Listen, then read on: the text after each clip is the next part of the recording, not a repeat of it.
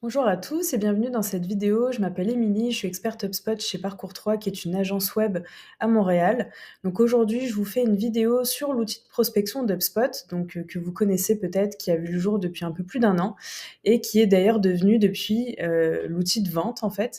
Donc aujourd'hui, le but est de vous montrer un petit peu sa fonctionnalité, qu'est-ce qu'on peut retrouver comme information, puis comment est-ce qu'on travaille avec cet outil-là au quotidien. Donc présentement, je suis connectée en fait sur mon espace de vente à moi. Globalement, qui peut travailler dans un espace de vente dans HubSpot? Toute personne qui détient un siège payant Sales. Donc c'est notamment à ça en fait que servent les licences que vous pouvez retrouver dans votre abonnement.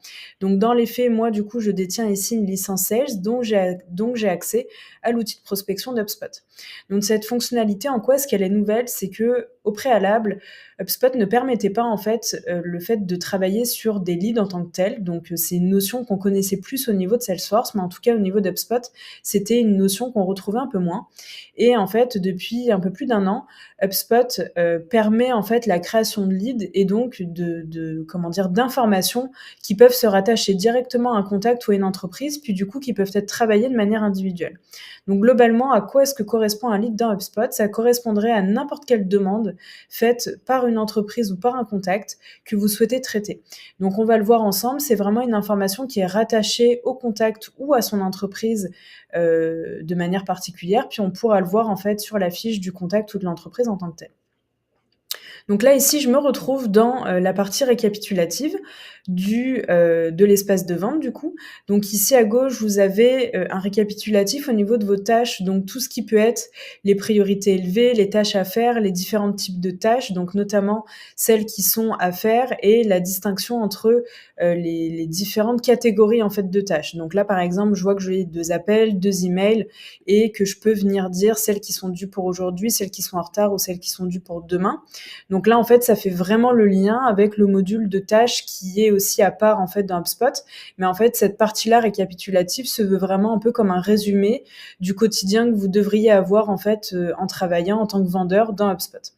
Donc ici, dans l'encadré juste à côté, vous avez notamment tout ce qui est rappel au niveau des séquences que vous utilisez. Donc on se rappelle que les séquences d'HubSpot sont par exemple des séquences de courriel dans un but de prospection, dans un but de relance, etc. Mais du coup, ça peut être intéressant en fait d'avoir une vision là-dessus, notamment pour voir qu'est-ce qui est en cours présentement, est-ce qu'il y a des choses à faire par rapport aux séquences ou pas. Dans la partie basse, vous avez accès aux actions guidées, donc l'ensemble des actions, tout ce qui est conclusion associée, tout ce qui est prospection associée. Donc ça, c'est vraiment des catégories qu'HubSpot a définies donc il n'y a pas très longtemps. Donc, elles sont vraiment assez nouvelles pour le coup, puis assez intéressantes. Donc ici, dans la partie de droite, vous avez, si vous connectez en fait votre calendrier professionnel à HubSpot, vous allez retrouver une vue sur votre calendrier, puis notamment sur la date du jour. Donc ça va vous permettre en fait, même chose, de monitorer à la même place si vous avez des rendez-vous qui arrivent dans la journée ou autre, mais au moins vous voyez tout de suite en fait par le récapitulatif un peu la journée qui vous attend en tant que vendeur. Donc ensuite, ici, vous voyez qu'on a différents onglets. La différence avec la version précédente du module de prospection, c'est qu'on n'avait pas de lien en fait qui était directement accessible avec les transactions dans l'outil de prospection. Là où en fait, c'est super intéressant d'avoir ce lien-là parce qu'en fait, si on revient à ce que je disais tout à l'heure, un lead correspond finalement à une demande qui vous est faite ou un besoin en fait que vous avez besoin de qualifier. L'étape de lead intervient avant le pipeline de transaction. Pourquoi? Parce qu'en fait, ça permet d'abord d'identifier des demandes qui arrivent directement vers vous et du coup de qualifier ou de disqualifier ces demandes-là. En fait, avant, si on n'utilisait pas cet outil-là, on était un peu obligé de travailler avec le statut du lead et surtout, potentiellement, on prenait le risque qu'il y avait plus de transactions qui étaient créées dans le pipeline de vente, sans que ce soit totalement qualifié. Donc là, vraiment, l'outil de prospection vous permet d'identifier les demandes qui viennent à vous, de les qualifier ou de les disqualifier, mais du coup, ça vous permet de ne créer en fait une transaction que lorsque la demande a été au préalable qualifiée. Donc ça, c'est vraiment aussi dans le but d'augmenter les résultats favorables de votre pipeline de vente. Donc ici, si on va dans la partie lead, donc on voit en fait qu'HubSpot vient un peu catégoriser les différents leads, par exemple, qui me sont attribués. Donc là, je suis vraiment sur mon espace à moi. Je pourrais aller sur l'espace d'un autre vendeur si je le souhaite, puis si j'ai l'autorisation de le faire. Mais là, je suis vraiment sur mon espace à moi, donc je vois tout ce qui m'est attribué pour moi ici présentement. Donc là, en fait, je vois tous les leads qui sont ouverts, sous-entendu qui ne sont pas encore finis, sur lesquels il faut que je travaille. Les leads qui sont associés à des comptes cibles. Les comptes cibles, si vous connaissez un peu HubSpot, c'est des propriétés, enfin, c'est une propriété, en fait, au niveau des entreprises qui permet d'identifier les entreprises qui sont plus cibles à vos yeux, en termes de business que d'autres. Donc en fait, ça vous permet ici aussi, par exemple, là, moi, rapidement, je peux voir que j'ai 39 leads qui me sont attribués, dont 24 qui sont sur des entreprises qu'on aurait identifiées comme cibles. Donc c'est vraiment intéressant parce que moi, déjà, tout de suite, je vois où est-ce qu'il faut mettre les efforts si je dois prioriser, en fait, ma journée. Donc ici, ça, c'est les leads avec des activités récentes, puis ça, c'est l'ensemble des leads qui ne sont pas dans des séquences. Au niveau, du coup, de l'information, en fait, qu'on a ici, donc vous voyez que vous avez des filtres, en fait, qu'on peut appliquer. Donc encore une fois, avec HubSpot, on a toujours un peu l'habitude de lire les informations de la même manière, mais du coup, vous voyez qu'on peut appliquer des filtres. Là, généralement, en fait, ce qui vient dire notamment, c'est le fait d'exclure tout simplement le fait de dire que c'est un lead qui a été closé, sous-entendu qualifié ou non qualifié. Là, on est vraiment sur des leads qui sont en cours ici, donc dans les filtres par défaut, il vient exclure tout ce qui est fermé, en fait. Donc là, si je regarde, mon lead en tant que tel a un nom qui lui est propre. Donc ça, c'est un nom qu'on peut définir vraiment à la demande. C'est-à-dire que si on crée un lead manuellement, je peux venir mettre le nom que je veux. Si on vient créer un lead par un workflow, même chose, je peux personnaliser cette information-là. Donc là, c'est vraiment quelque chose qu'on peut modifier lorsqu'on le souhaite. Donc vous voyez ici le lead, vous voyez le type de lead. Le libellé, c'est-à-dire qu'ici, je pourrais venir dire, est-ce que c'est un lead qui est chaud? Est-ce que c'est un lead qui est tiède? Est-ce que c'est un lead qui est froid? Donc ça, je peux vraiment, en fait, aussi catégoriser mes différentes demandes, tout comme on pourrait le faire aussi au niveau des transactions. Et puis ensuite, je vois qu'est-ce qui est associé à mon lead. Là, je vois que ce sont ces entreprises-là, en fait, qui sont associées. Et je vois, par exemple, qu'ils sont tous en phase de nouveau, puis je vois depuis quand. Donc là, on voit que c'est des leads qui datent depuis un moment. Mais par exemple, si c'était un lead qui s'était créé aujourd'hui, je pourrais le voir, en fait, que c'est un lead qui a été créé aujourd'hui, puis bien entendu que je pourrais aussi être notifiée qu'un nouveau lead a été créé puis qui m'a été attribué. Donc ça, c'est vraiment l'ensemble des informations que vous pouvez retrouver. Vous pouvez aussi finalement planifier en fait une activité suivante. Donc si vous voulez vous rappeler de faire une tâche par rapport à celui de là ou donc une tâche de choses à faire, une tâche d'email, une tâche d'appel ou d'un rendez-vous, vous pouvez directement le faire ici. Donc ça, c'est vraiment intéressant dans votre segmentation. Donc si j'ouvre un lead en particulier, par exemple, je vais ouvrir celui-ci. Ce que je vois dans les faits, par exemple, c'est que le contact associé est Lorelai ici, puis ensuite on a le nom de l'entreprise en question, puis j'ai directement en fait accès à l'adresse courriel du contact. Donc là, je pourrais également mettre des notes, écrire un courriel, loguer un appel, pareil au niveau des tâches, etc. Donc pareil, c'est vraiment les mêmes informations que celles qu'on peut retrouver au niveau d'un contact ou au niveau d'une entreprise ou même d'une transaction.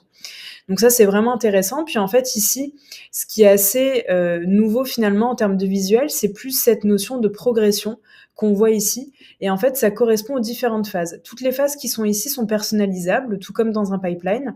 Et en fait, donc par défaut, la phase va être nouveau. Puis ensuite, au fur et à mesure des avancées de vos discussions, vous pouvez faire évoluer chacune des phases. Puis encore une fois, vous pouvez personnaliser ces phases-là. Donc si vous-même, vous avez des phases de qualification qui sont très propres à votre entreprise, vous pouvez ici venir les personnaliser, les modifier.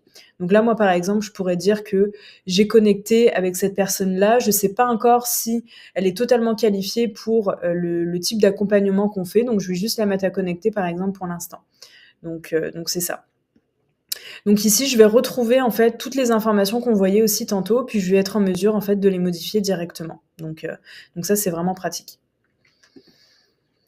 Donc ensuite, ce qui est encore plus intéressant aussi, c'est lorsqu'on est sur une fiche d'entreprise ou de contact, finalement, est-ce qu'on va retrouver ce lead-là? Parce que c'est aussi ça, en fait, c'est vraiment le lien entre les leads, les transactions, les entreprises et les contacts. C'est vraiment super intéressant. Donc là, on va regarder ensemble comment est-ce qu'on va voir en fait ce lead-là au niveau de l'entreprise.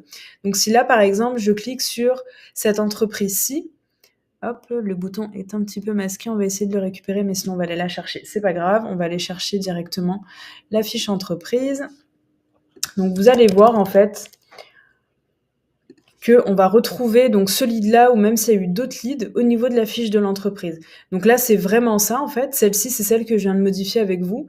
Donc là, en fait, on voit que pour cette entreprise, finalement, il y a eu 2 demandes qui ont été faites. Donc c'est vraiment pour ça que j'utilise le terme demande.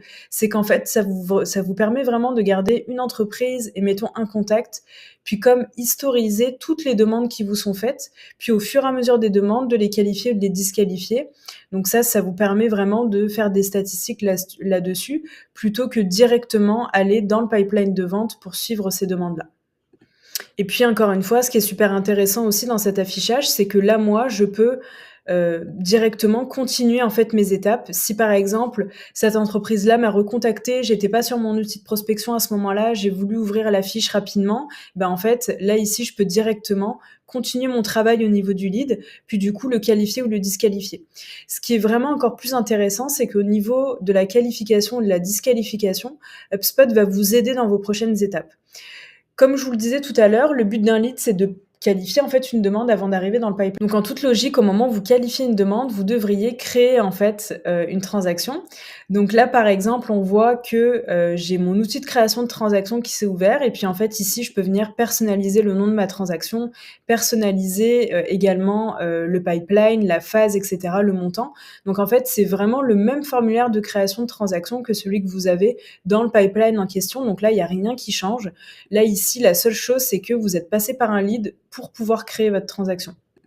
Donc si on revient maintenant un petit peu dans l'outil du coup de prospection, l'outil de vente, si je reviens dans la partie lead, donc si on refait le lien avec ce que je vous disais, tout ce qui est là en fait finalement, donc c'est vos nouveaux leads en fait qui vous sont attribués, vous avez le lien avec les entreprises, etc.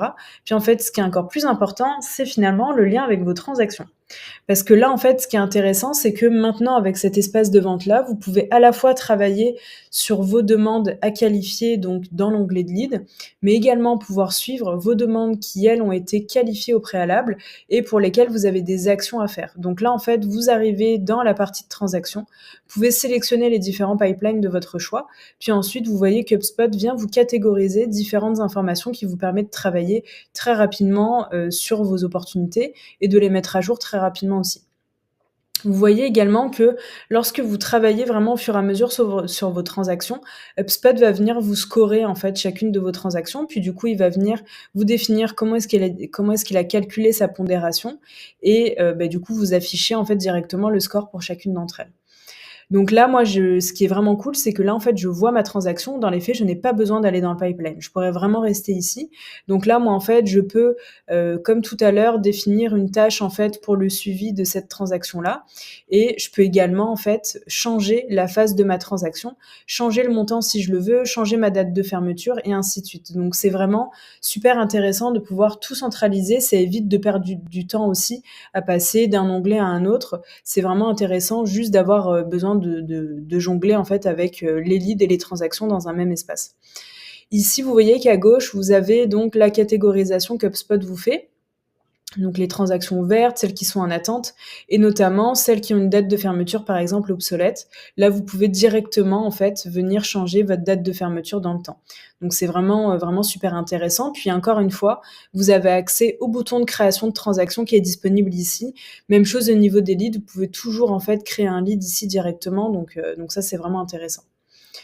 Donc ici, encore une fois, peut-être juste pour résumer en fait de l'intérêt de l'outil de lead, de l'outil de prospection. Donc c'est vraiment en fait dans un but de qualifier vos demandes. Les leads, comment est-ce qu'ils arrivent? Vous pouvez les automatiser soit par une phase du pipeline, une phase du cycle de vie en particulier, soit vous pouvez les automatiser par exemple à la complétion d'un formulaire et par les workflows venir créer directement un lead avec les critères aussi de votre choix. Le module de lead, en fait, est un objet en tant que tel, donc vous pouvez personnaliser les propriétés qui lui sont propres. Donc ça, c'est vraiment intéressant. Et ensuite, du coup, faire votre travail de qualification et ensuite aller dans les transactions que vous allez pouvoir travailler aussi au fur et à mesure. Donc pour l'outil de lead également, vous allez pouvoir faire des rapports de manière aussi simple que lorsqu'on souhaite faire des rapports sur le pipeline de vente. Donc ça, c'est vraiment un gain de temps au quotidien lorsque vous voulez un peu encadrer le travail de vos vendeurs et leur permettre de travailler à une place de manière distincte. Donc voilà, donc c'était un peu tout pour cet outil-là. J'espère que ça vous a appris quelques éléments. Puis encore une fois, on fait plein de vidéos en fait sur plein d'autres sujets. Donc n'hésitez pas à consulter les autres vidéos, que ce soit sur le Sales Hub ou d'autres fonctionnalités d'HubSpot. À très vite.